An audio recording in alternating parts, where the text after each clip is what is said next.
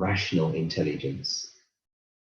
And for many years, this was really the only intelligence that people discussed.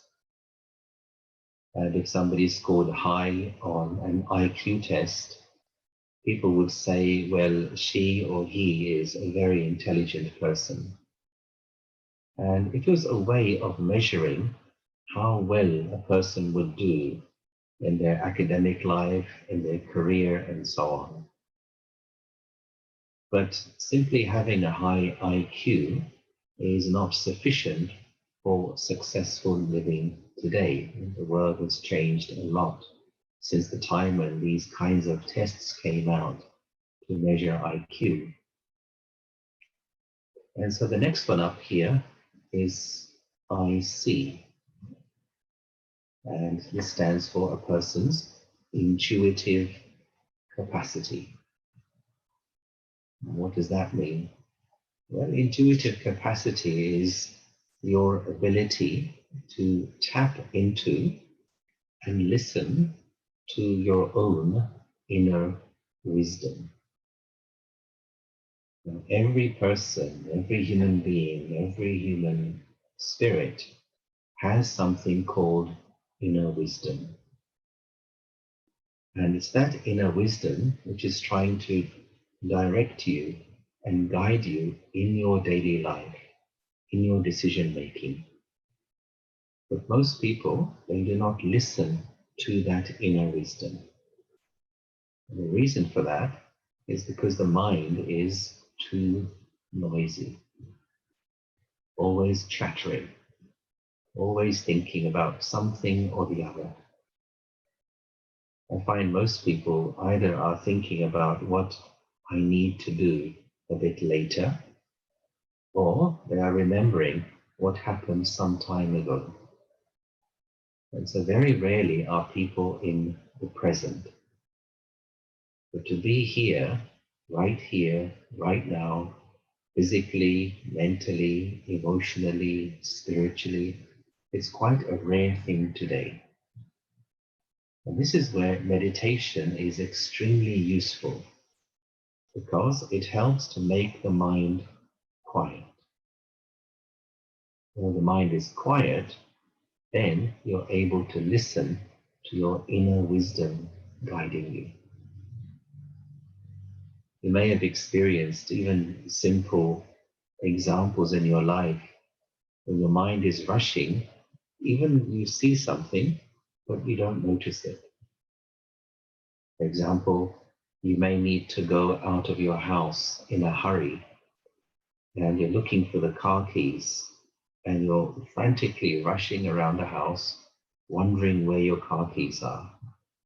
You turn the entire house upside down. You blame everyone in the house for losing your keys. And then somebody comes in the room and points to a set of keys in a bowl on a table and says, "Are these the keys you're looking for?" And you may think, "Gosh, how did I not see that?" In fact, you did see. Your eyes did fall on the keys, but because the mind was rushing, did not register, these are your keys, you need to take them and go in the car. The eyes receive the visual information, but it is the mind that is seeing. Also, the ears receive sounds, audio information, but it's the mind which listens. In fact, the mind is the interface between you and the outside world. If we learn to take better care of the mind, our whole life experience improves, upgrades. And so making the mind calm, learning certain simple skills just to slow down the mind and experience inner peace. This is one of the essential skills especially for getting through times that we find ourselves in today. So let's do this before going further with the other intelligences. Let's do a very simple exercise, is to relax the body, relax the mind, and see how fairly easy it is to experience inner peace. So I'll ask you, if you're sitting on a chair, to have your back straight, have your feet flat on the floor, and I'll just guide you with a simple visualization exercise, just to take yourself into this silent space of inner peace. You can have your eyes closed if you want, or half open. It just takes about 3 or 4 minutes.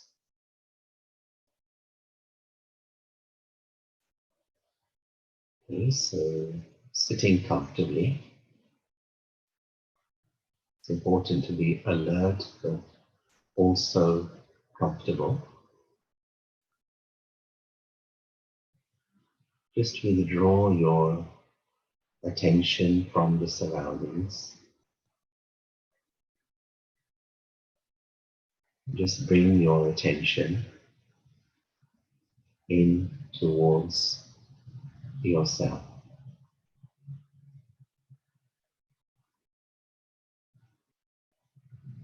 For these next few moments,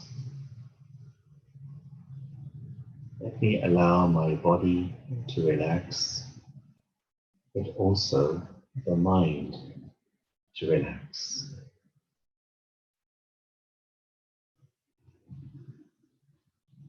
Just bring your attention in towards yourself. Bring your attention up towards your face.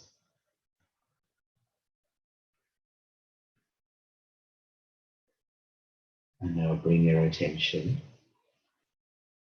to the center of your forehead. And here, picture a small room.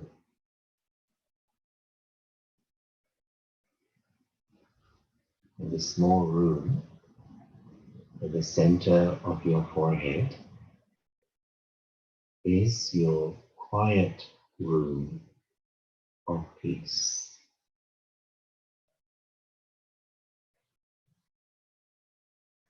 Just visualize this very pleasant, quiet room of peace in the center of your forehead.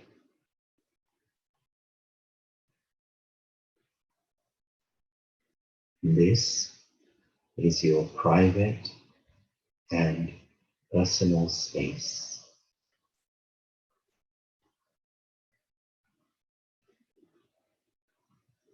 When you are inside your quiet room,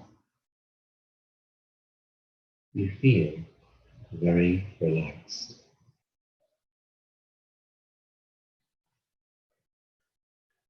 This is the place where you can be yourself.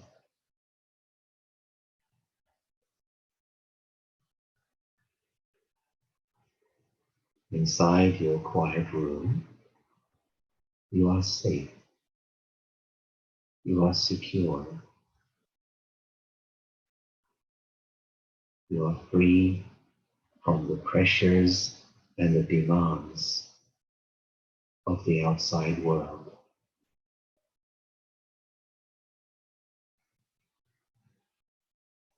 You can drop your daily roles and responsibilities.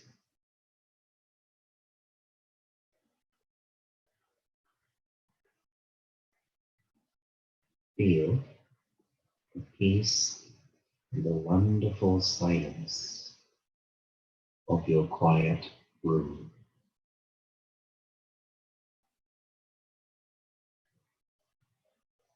And just allow your mind to absorb this atmosphere of serenity, tranquility.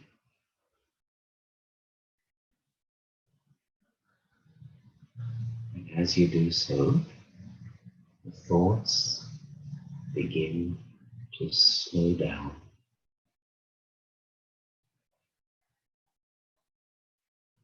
The mind becomes calm, quiet, relaxed, peaceful, and free.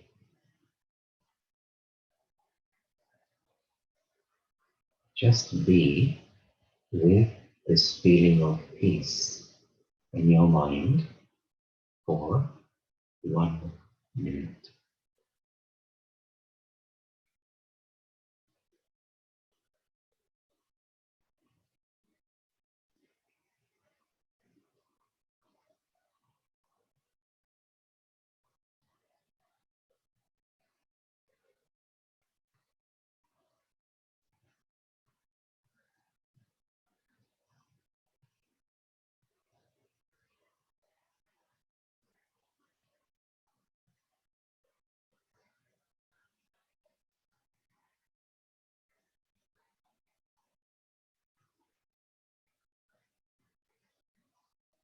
Okay, and when you feel ready, you can just open your eyes.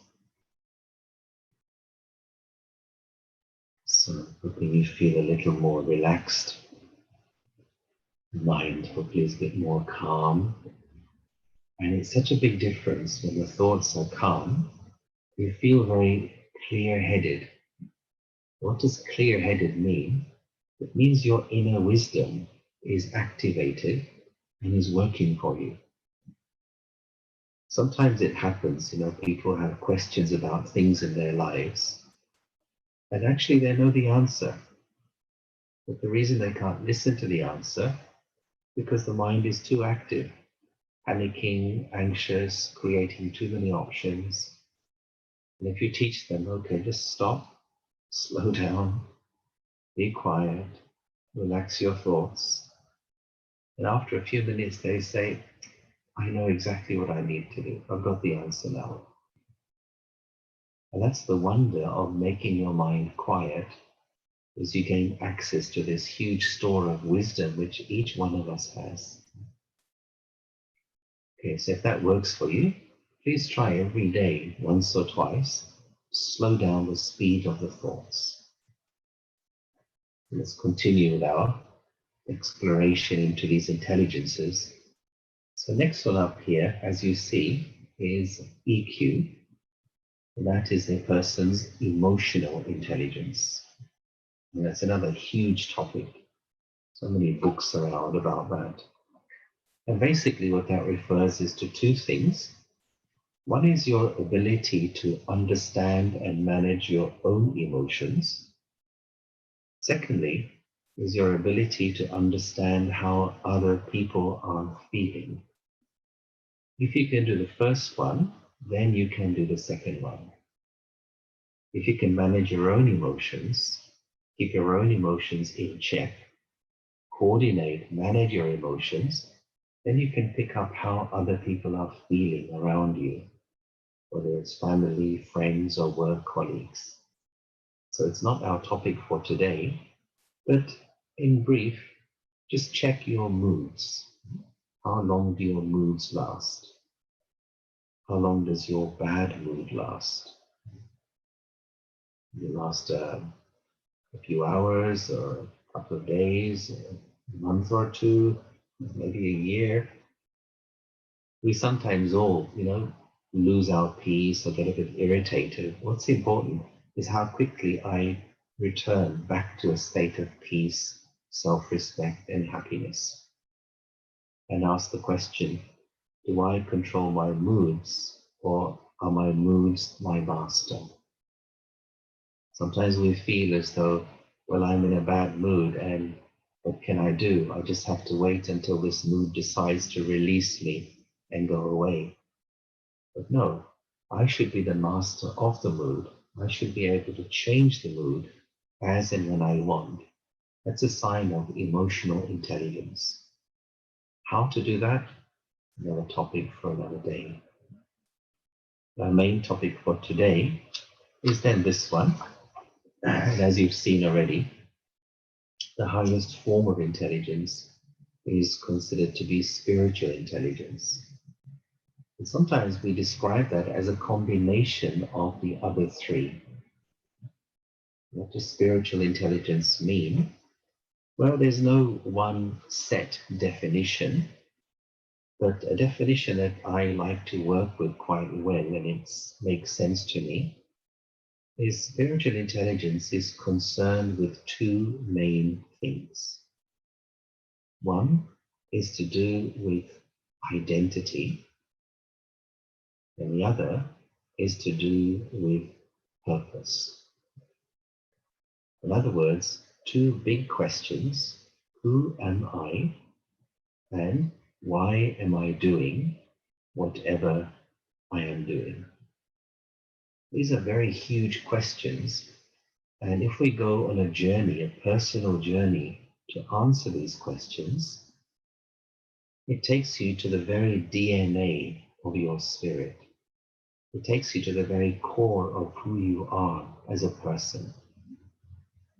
And I find that people who have spent time exploring these questions, I've noticed two signs in such people. One is such a person has a ownership of their own motivation.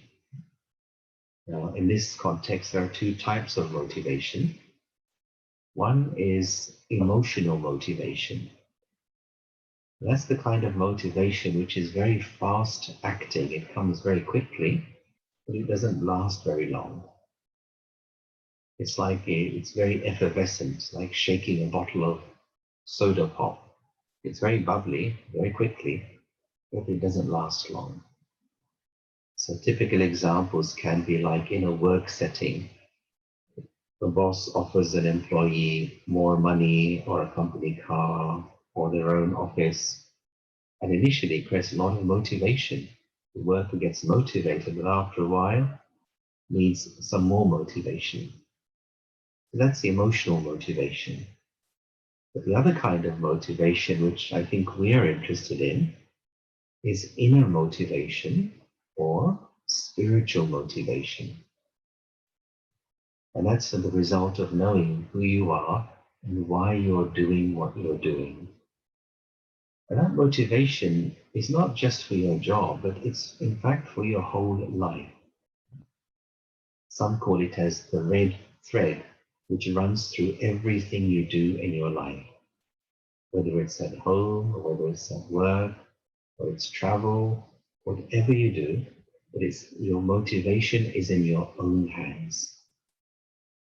What I find with many people is they get highly motivated to do something today, and sometime later they lose their motivation. Then they start something else with huge motivation, huge enthusiasm. Sometime later, again, they lose their motivation, and it goes on and on. The question arises, why do we start things but don't finish them? One reason is because that motivation is coming from the wrong place. It's emotional motivation rather than spiritual motivation or inner motivation. That's one sign of a person with high SQ. Second sign I've noticed is such a person has a very deep-seated sense of contentment. Their contentment lasts even as they pass through failure or through adversity. They have learned how to pick up lessons. Although they may lose in something, or they may be facing criticism or adversity, but they don't lose their contentment and their happiness. Why? Because they're living from that very central part of themselves. So the question arises, well, how do you discover higher SQ? How do we increase our spiritual intelligence? Well, for this, let's look at the whole idea of identity. And in fact, this is for me the most important thing in human life. And I would go as far as saying the human race is currently passing through a global identity crisis. Everything is connected to how we answer the question of identity. That question is, who am I? The answer I give to this question, who am I, that answer is the basis of my entire life experience. And when I start giving better answers to that question, the experience of life naturally upgrades. So I'd like to show you a little model of what is a human being to help me to explain this in a bit more detail. So again, I'm hoping you can see that. It looks quite clear. So these are 4 levels of a person. And what this shows us is the most obvious part of a person here. The top part of a person is, of course, just the outer appearance, that which we call as the physical self, the outer appearance. And of course, that will tell you just a little about the person. If we go a little bit further down, then we come to the second level, which is known as the social self. So the social self is how a person's character is manifesting in behavior, interaction, code of conduct, mannerisms, etc.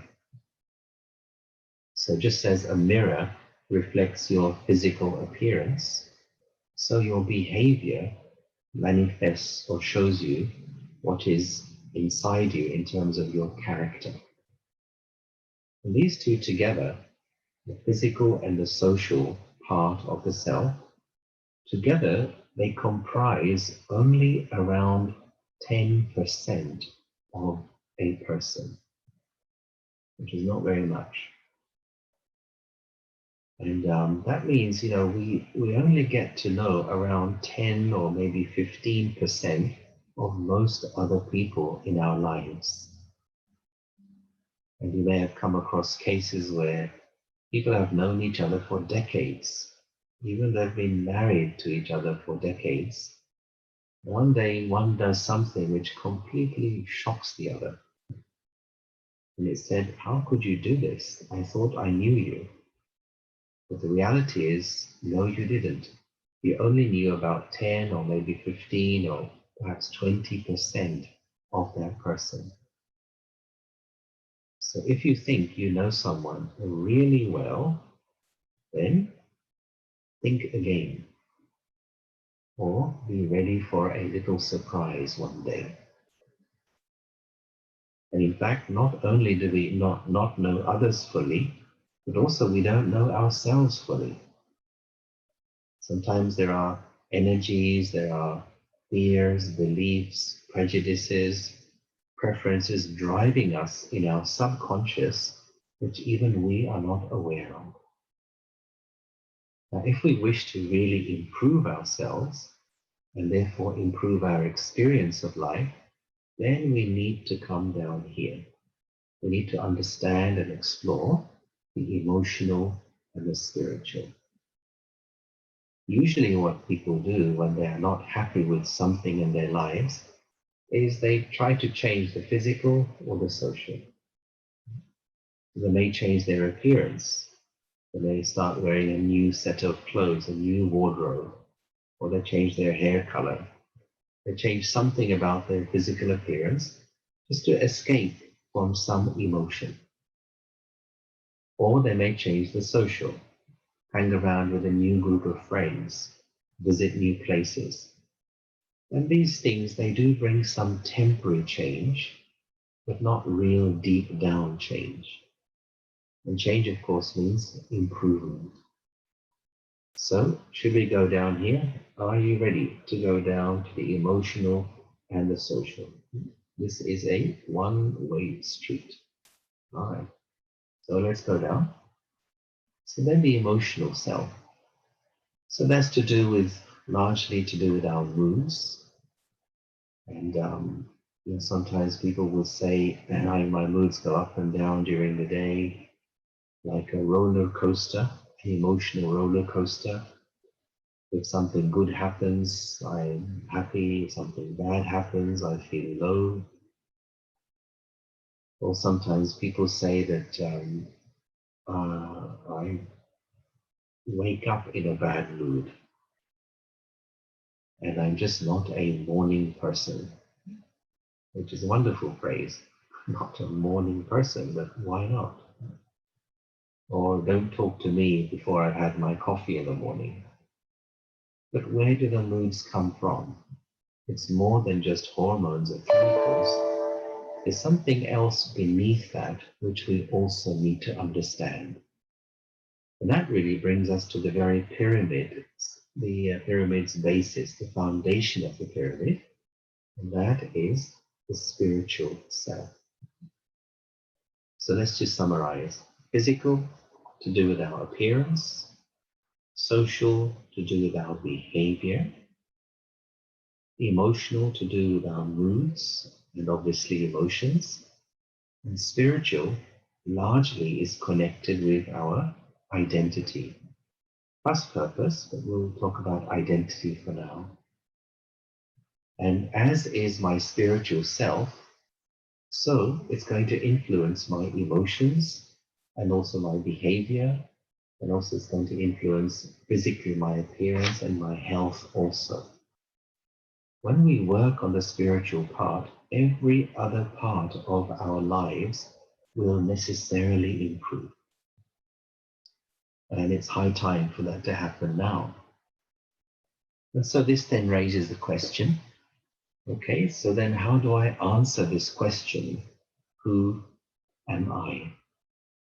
This is the most important question.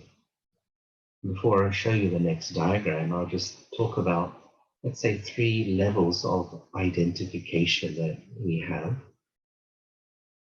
Most people either live in the second or the third realm of identity. Which are these realms? The second realm of identity is connected with what you do. And that means your job, your responsibilities, your roles in life, whether it's family or it's at work and so on. So most people will live in that realm of identity, that I am what I do. Or in the third realm of identity, and that is about having. I have a nationality, I have a religion, I have a social status, I have qualifications. But the first realm of identity is what we tend to forget about, and that's called the being realm. So 3 realms. There's the being part, there's the doing part, and there's the having part. What has happened over time, especially in our fast-moving materialistic societies today, is the being part has been polluted by the doing part and the having part. And due to this inner pollution of the spirit, due to this spiritual pollution, we have lost control of our emotions and the rest of the pyramid. And the most important thing for us, and this is what spiritual intelligence is about, is to depollute the being part. All other pollution in the world is a result of spiritual pollution. As we work on this, necessarily our behaviors begin to change. Let's look at a model of identity to see how identity is formed and how, in fact, today we have moved away from true identity. So this has quite a few things on it. Hoping you can see this clearly. Let me use this little pen to help to explain a few ideas.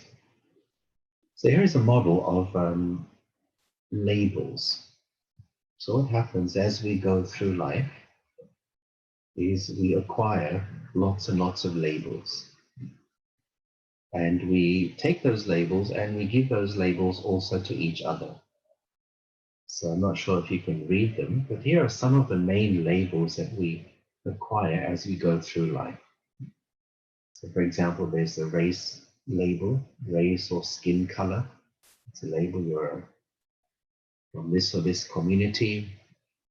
There's the nationality label. There's the religion label that comes along. There is our profession label.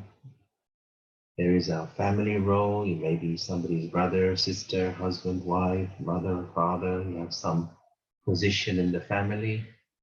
There is your social status. You may be so-and-so in society, or you may be head of some organization or secretary of some club, so on and so forth. And of course, I've just put down some of the main labels, but there are many, many others that come along.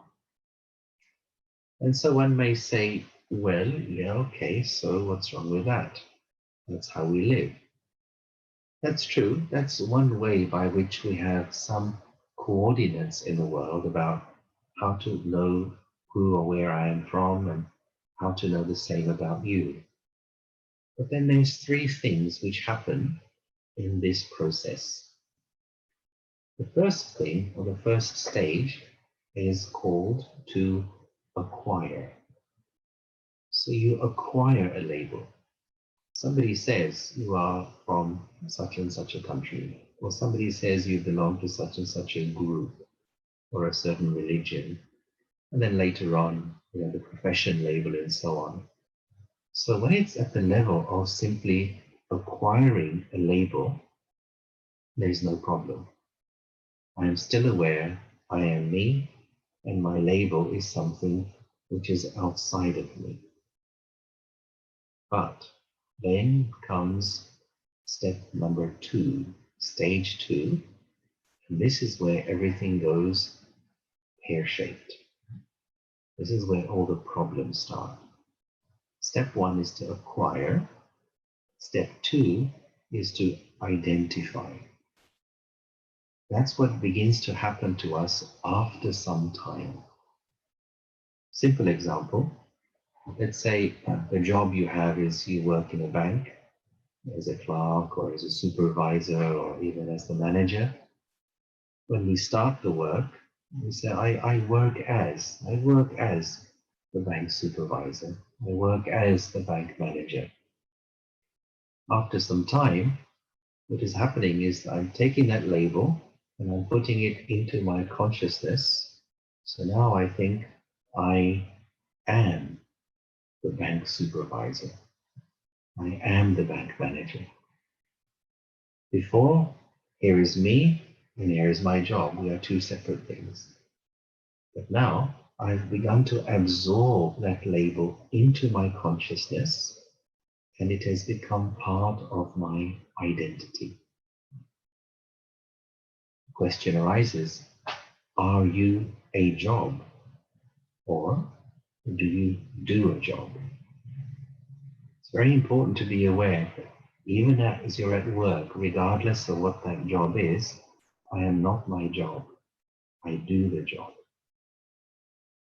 If I'm very identified with the job, let's say one day I lose that job, as of course is happening now, I lose that job, then who am I then? I may feel I myself am lost. Who am I? How do I operate? How do I see myself in the world? So that feeling of loss happens because we made the mistake of identifying with that particular label. So depolluting the spirit is going to free me from those feelings of having some sense of loss. Another example to look at, another common one, is the nationality label. And nationality is something we all have. You have a nationality, but you are not a nationality. You have a passport, and on the passport it may say from such and such a country, So I have a passport, but I am not a passport. But the way we live today is we have put the passport into our consciousness, and I have become a passport. And then I see myself as a passport. When I see you, I want to know, which passport are you? And of course, what happens here is when somebody's nationality is insulted, the individual feels so offended. People get so upset when their nationality is offended. They get angry, they get aggressive, they even become violent. And this is so ridiculous. I'm not a nationality, I have a nationality. My identity is more than what it says on the passport. My identity is spiritual, it's non-physical, and we're coming to that. In fact, with all of these things, we tend to place them into our consciousness. And after a while, we reach stage 3, and that is called attachment to the label. Acquire, identify, attach. This is how this disease, this malaise of attachment is formed. And you will know that somewhere at the roots of all suffering, you will find attachment. Now, all of these things together, I can just try and draw.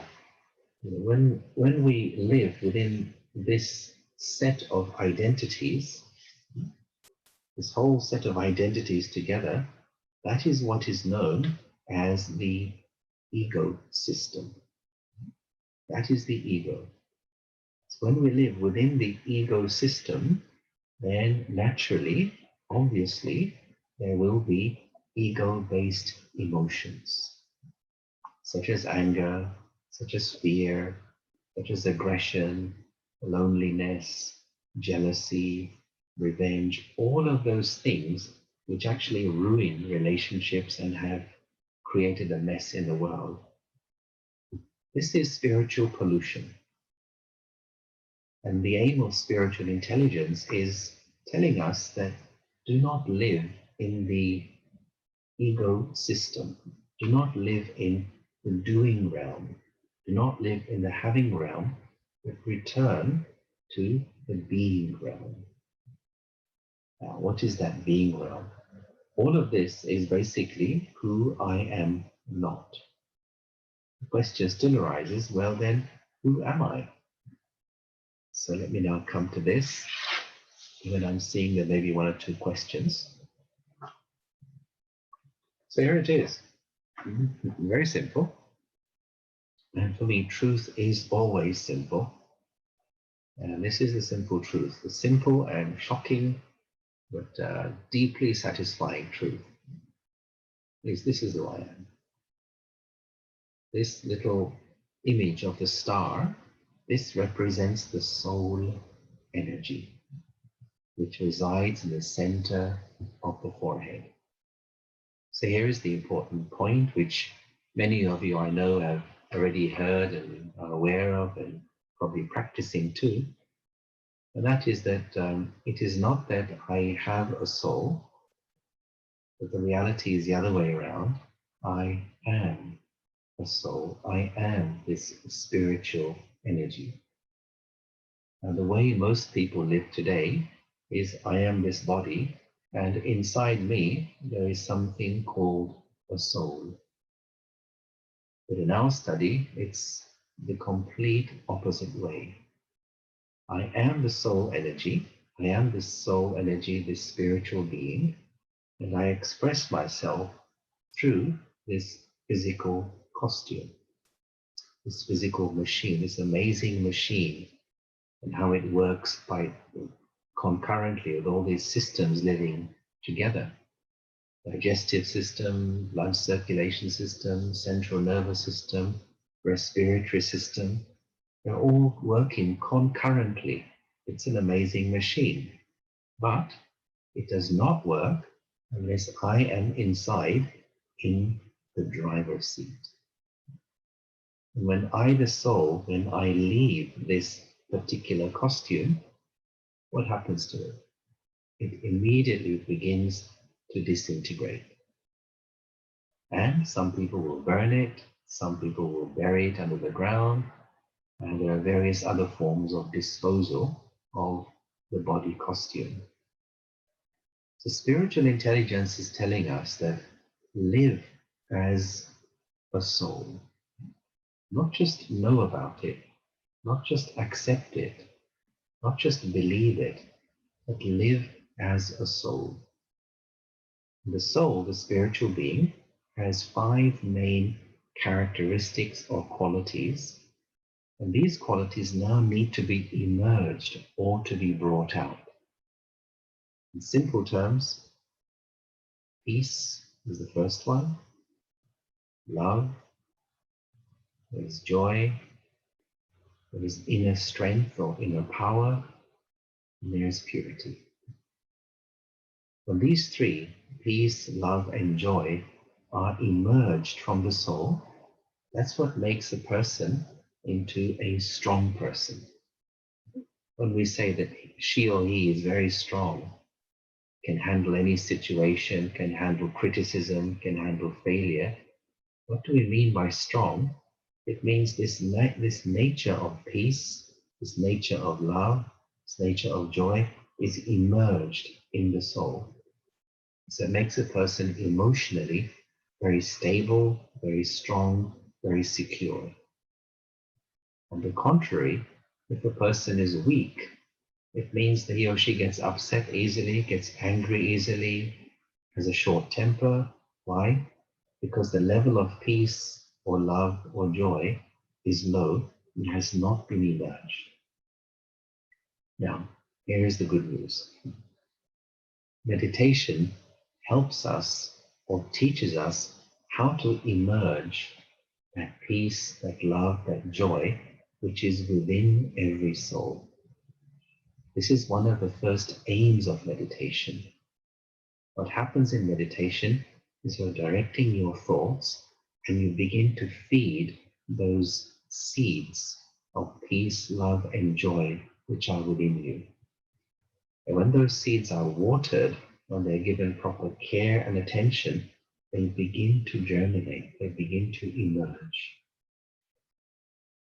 And that's what enables you to become very stable, very strong, to own your peace and your happiness, regardless of what's happening around you. And also, you become a beacon of peace and joy and love, cooperation, sympathy, kindness, inspiration for those who are around you. And such a person becomes invaluable to the people who know him or her because there is always something to share. Our emotional neediness reduces, but our capacity to share increases. To share peace, patience, encouragement, forgiveness, tolerance, understanding, all the things that are needed in the world today. So I'm just going to finish off with just coming back to this diagram here. Dealing with our emotions is a big part of life. And that's what people try and do, try to deal with emotions. But in our study, what we learn here is don't just deal with your emotions, but go to the very base of the pyramid. Work on the spiritual self. The more you work on this part, naturally your emotional state will be positively influenced. The beginning of the work on the spiritual part of the self starts with this realization of the first truth. What is the first truth? This is this: I am a peaceful soul. As was mentioned at the beginning, these 2 terms, Om, Shanti. Om refers to I, the eternal self. So that word Om is only used for I, the eternal self. We don't use Om for I'm going to the shops, I'm going to have dinner. No. Om means I, the eternal self. So firstly, we spend some time in locating and experiencing I, the eternal self, I, the soul, I, the spirit. And the result of that is Shanti. The result of that is peace naturally emerges from within the self. Okay, so I'm going to pause here and just wait for instructions from Dr. Vivian. Are there questions or what do we do at this point? Thank you so much, Yogesh Bhai. It's so nice, and I really like the placards that you have used, and you have simplified everything.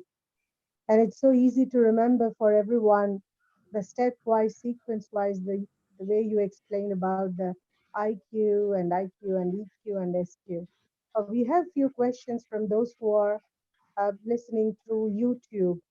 One brother calls to Kamal Mukherjee, and his question is, if the soul is living in the costume, then how can the ego come?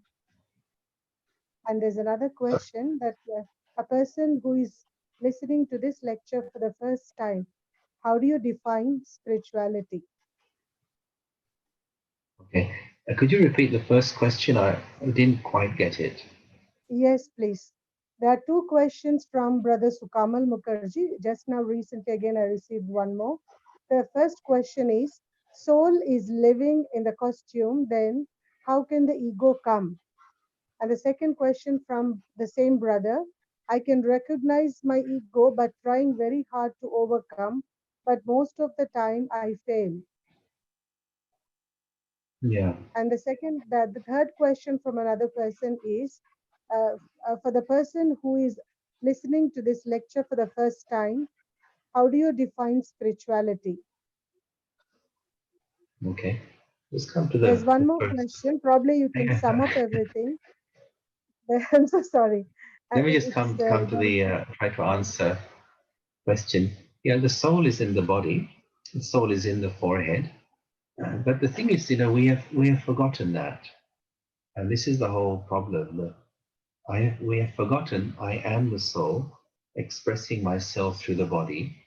And as I was mentioning, we have begun to identify with the bodily characteristics, the race, the skin color, the religion, the nationality, and then furthermore the profession and position and so on. So when I identify with all of those things which I have or I do, that is what is called ego. Identification with the having and the doings. And we have become lost in that today. And people find it very difficult to come out of it. And that's why meditation, regular systematic meditation, is so important, to come back to what I call as the first truth. And that is, I am a spiritual energy. I am a soul. I'm not what I do, I'm not what I have, but I am an eternal spiritual energy. We'll do a meditation to experience this as well. And that's how I would define this thing called ego. Now, ego isn't something to fight with. I would say that it's like this, as is the old saying, that instead of cursing the darkness 1,000 times, just simply switch on the light. So ego is the darkness and has so many forms. But in order to combat or deal with the ego, I would say, let me remind myself of truth. And that again is coming back to the awareness. I am the spiritual energy. I am a peaceful soul. I am a powerful soul. I am a loveful soul. Practice to experience this in meditation, but not only in meditation, also through the day. As you're at work, as you're walking, as you're interacting with people, see if you can maintain that awareness. I am a peaceful soul on one particular day. Another day, practice, I am a loveful soul. Another day, I am a joyful soul. experience all the different qualities of the soul on different days. And the result of this is you will begin to feel internally very secure. And when you feel secure, then the ego will naturally weaken its hold on you. Why do we have ego? It's basically the result of a feeling of insecurity. So the solution is learning to feel secure on the basis of spiritual understanding. Naturally, ego begins to finish. You feel yourself, I don't need this anymore. You won't feel hurt anymore. You won't feel offended anymore. You won't feel insulted anymore. Because it's only the ego which experiences those emotions. And so when you don't feel hurt or insulted, there's no even need for a reaction. So that's how I understand, dealing with the ego. And yeah, it's a lifelong journey, but it is absolutely the journey. It's the work which needs to happen now in the human race, I feel, is a return to self-awareness, self-realization of my spiritual identity. Can you remind me the third Thank question? you, Brother Yogesh. And the other question that we have received is for the person who is listening to this lecture for the first time, would you please define spirituality? Yeah, it's a great question. I guess I may say it's like uh, living by paying attention to, valuing, and respecting the spirit. So living in spirit awareness, or I may call it in soul consciousness. Because the more I am soul conscious, the more the treasures of the spirit, peace, love, joy, kindness, and all the other associated qualities, they will enter my interactions, my conversations, my relationships. And for me, that's spirituality, when I'm expressing virtue in my relationships and in my dealings with life. Thank you, Yogesh Bhai. The next question is, I know that it is a journey, but in the practice, it is not simple because we are in the troubled world.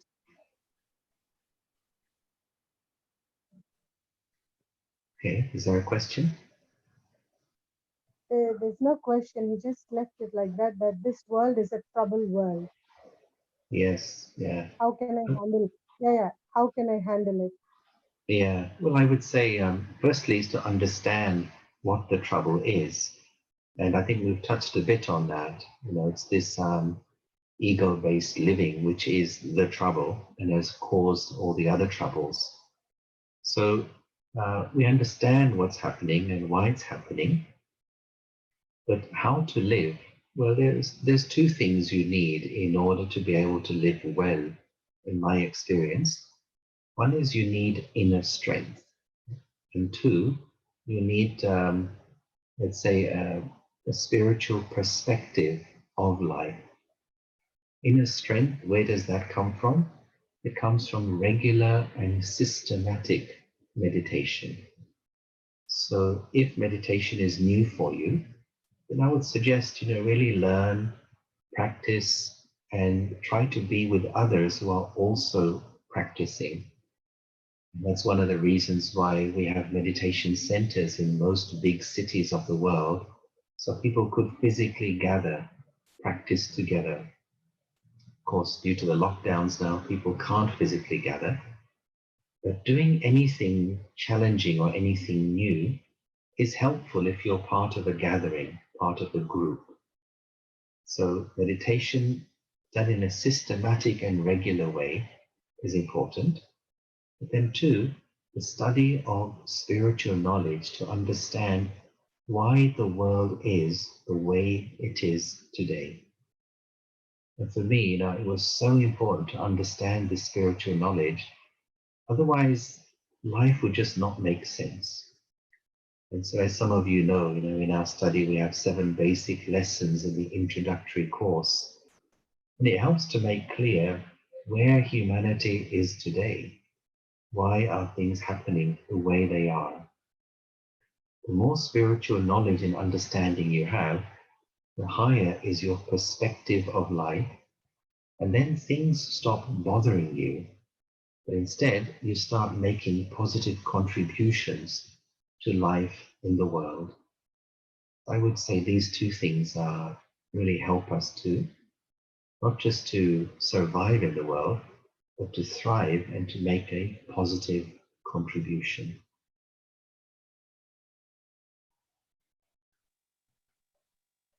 Thank you, brother. The last question, if it is okay to you, would you like to take the last question? Okay, last one. Yeah. The last question is from our brother Tagido Sisuko. I'm sorry if I haven't pronounced properly. And the question is, we talk more about meditation, but in the practical, how can we make it efficient? Make it efficient. Yes, please. Okay. And Well, why can don't, you advise a book to read? The yeah, same brother is asking, do you advise a book to read in this regard?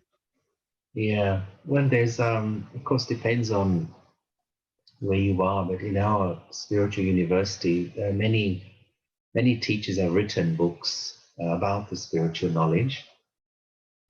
A few titles coming to mind of books which I have found very useful and inspiring.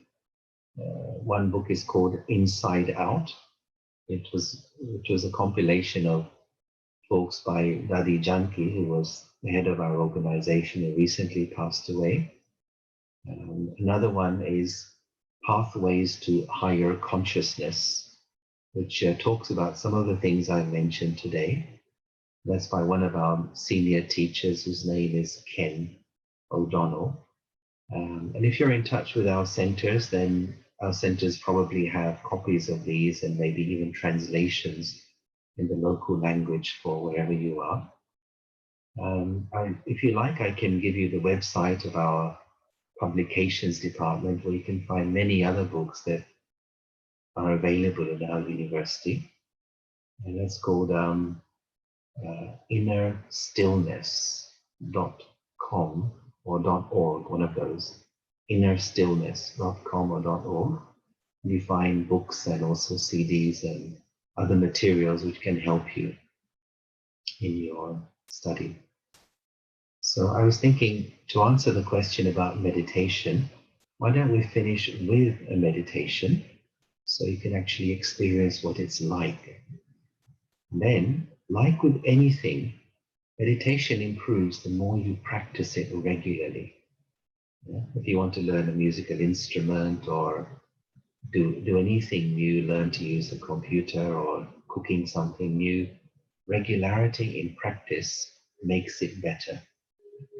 So let's finish with a meditation on soul consciousness. So again, I ask you if you can, to have your back straight, your feet to the floor.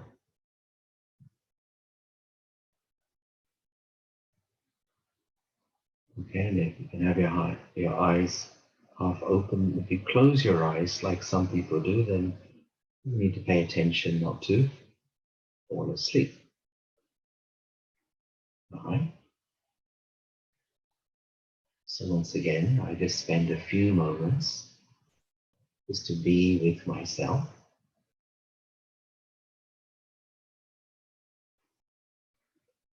And I start by asking the question, who am I?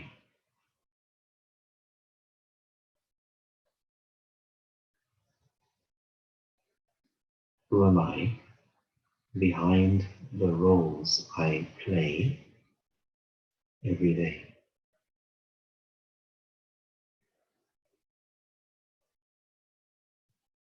Who am I behind the masks I wear in daily life?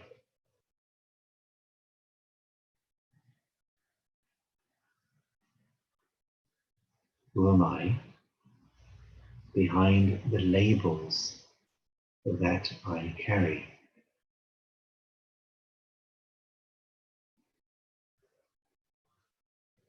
I know there is more to me than these roles, these masks, and these labels.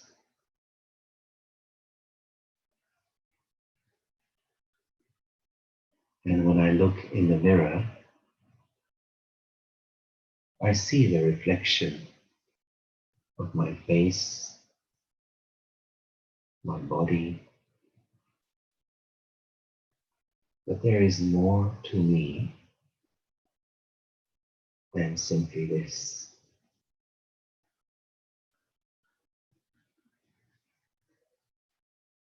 And so I bring my awareness up towards my face and up to the center of the forehead.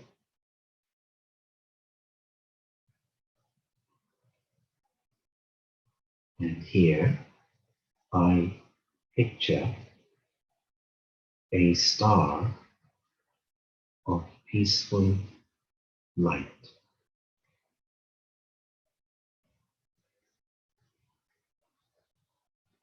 This wonderful star of peaceful light shining in the center of the forehead.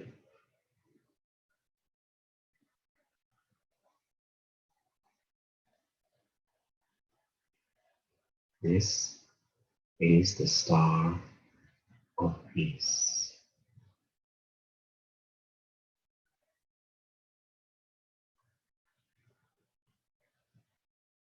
And from this star, rays of peaceful light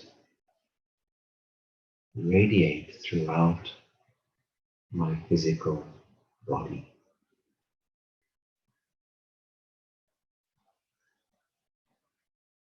Sending rays, peace and healing energy to every part of the body.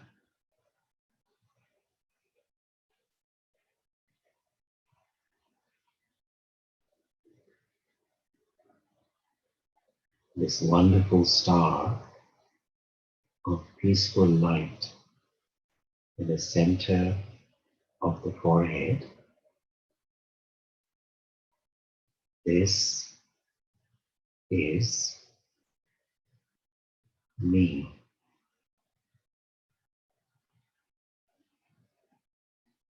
This is I, the eternal soul.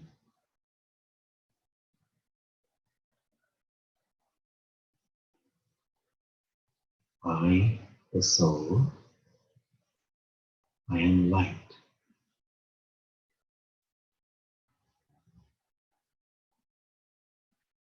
I, the soul, I am eternal. I can never die.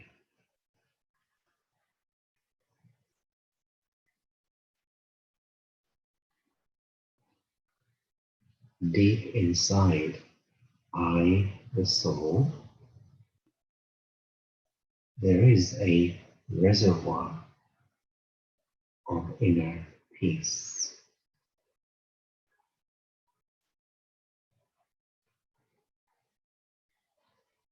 And this peace has always been inside me.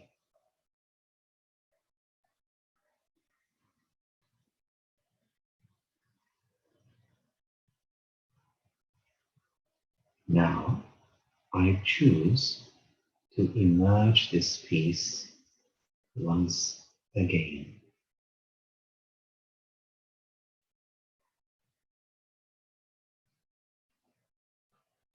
All I have to do is just be aware. I am peace. I am light. I am eternal.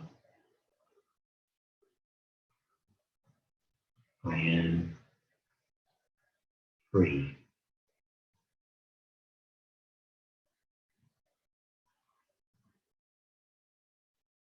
Just be with this feeling of peace in your mind for 1 minute.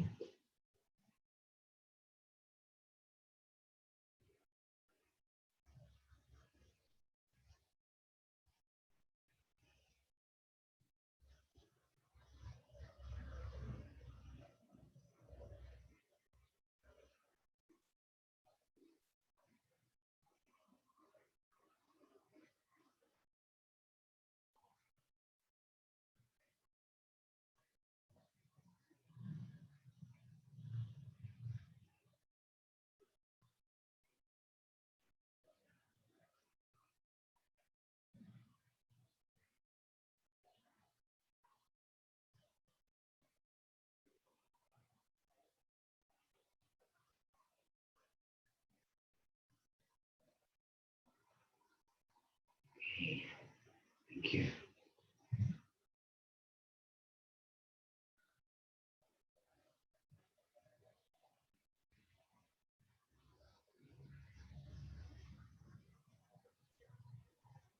Thank you, brother, for that wonderful guided inner journey.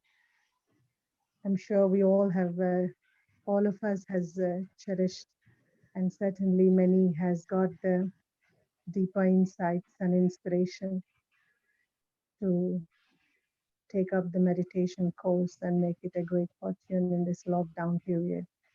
Thank you so much for sparing your time and for all the insights. Om Thank you. Shanti. Okay. Thanks, everyone. Take care. Om Shanti. Thank you.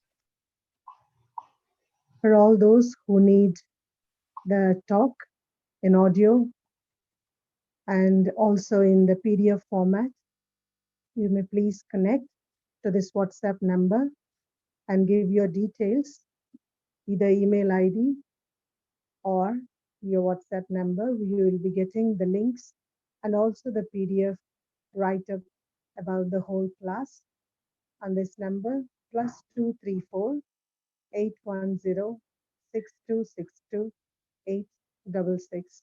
I repeat, +234 810 6262 866.